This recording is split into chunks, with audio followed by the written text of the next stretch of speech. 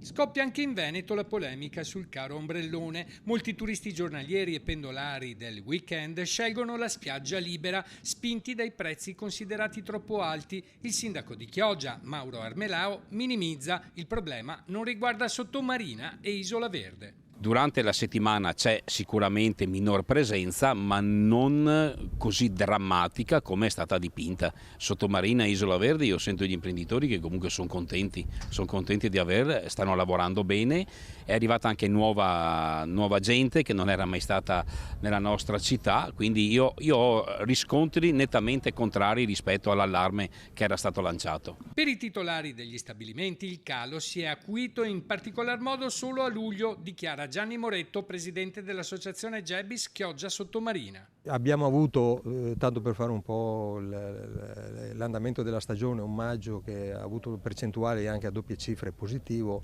e raddoppiato se non per quanto riguarda il mese di giugno. Effettivamente luglio ha avuto una flessione ma legata alla questione meteo e soprattutto il meteo è stato avverso nei fine settimana, ecco, quindi questo ha decretato questo rallentamento nella stagione. I balneari respingono le accuse, le famiglie non hanno soldi tra mutui e bollette, non siamo noi responsabili, precisa Moretto, nessun caro ombrellone, solo una campagna contro di noi. I balneari sono un po' nell'occhio del ciclone, prima riguarda tutto il discorso della BOIL che sta in rinnovo delle concessioni, quindi un adeguamento dei canoni c'è stato e quindi una regolarità su tutto quella che è la forma di rilascio delle concessioni c'è stata, quindi ritengo ancora una volta pretestuoso questo tipo di attacco a un settore balneare che dà da vivere a tante famiglie. Ma i bagnanti ribattono: prezzi troppo alti, servono tariffe più accessibili.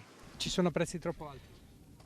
Ma alti, non ci possiamo mica permettere un stipendio solo su una famiglia, ma alti. Non veniamo più in spiaggia libera per dire no, se costerebbe meno. I gestori ricordano che l'offerta è varia e adatta a tutte le tasche. È ovvio che non si deve guardare al costo finale, per carità, ma si deve pensare anche che un imprenditore ha comunque dei costi di gestione, del personale, delle attrezzature e quindi è tutto rapportato a quelli che sono i costi reali poi che l'imprenditore balneare deve sostenere.